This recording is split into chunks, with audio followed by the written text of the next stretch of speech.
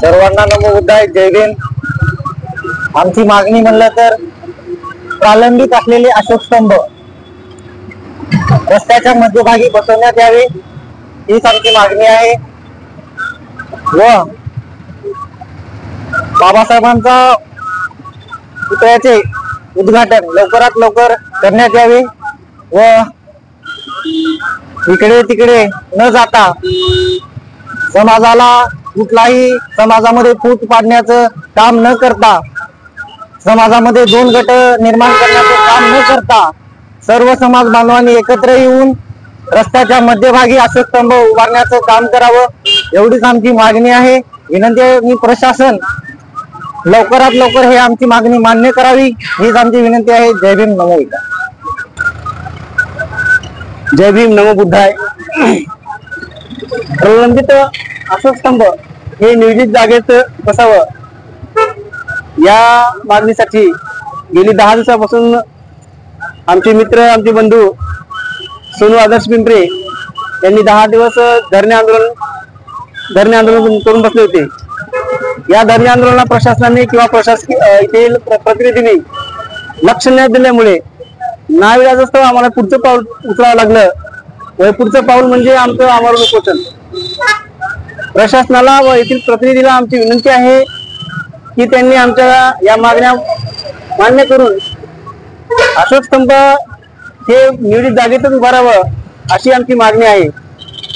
येथील प्रतिनिधींनी किंवा येथील प्रतिनिधीच्या समर्थकांनी आम्हाला आश्वासन नको, दुसरं आश्वासन नाही द्यायला पाहिजे की जेणेकरून आम्ही अशोक स्तंभ दुसरीकडे याला आपण स्थलांतरित करू। या मागण्या आम्ही कदापि मान्य करणार नाही आणि यासाठी आम्ही हे आम्हाला बसलेलं आहे। त्यामुळे प्रशासनानं व प्रतिनिधीनं याकडे गांभीर्याने लक्ष द्यावं अशी आमची विनंती आहे। जय भीम, नमो बुद्धाय। सर्वांना नमो बुद्धाय, सप्रम जय भीम। मागील 10 ते 12 दिवसापासून आमचे मित्र सोनदया पिंपरे सर्व आमची सहकारी टीम या प्रशासनाच्या विरोधामध्ये धरणे आंदोलन करत आहोत। हे धरणे आंदोलन करत असताना आम्ही वेळोवेळी प्रशासनाला मदत देखील केलेली आहे, सहकार्य केलेलं आहे, पण प्रशासन आमच्या या बाबतीमध्ये, आमच्या मागण्यामध्ये गांभीर्याने लक्ष न देत नसल्यामुळं आम्हाला हे अनोखं पाऊल या ठिकाणी उचलायला भाग पाडलेला आहे। या प्रशासनाने आमची प्रशासनाला विनंती आहे की आमची जी मागणी आहे ती अतिशय रास्त आहे आणि त्या मागणीला आपण मान्य करावं व आमच्या मागण्या पूर्ण कराव्यात। त्याचबरोबर या सिस्टीम मध्ये कोण कोणाचे दुरुपयोग करत आहे ते सर्वांना किंवा या उद्जीरवाशांना लक्षात आलेलं आहे।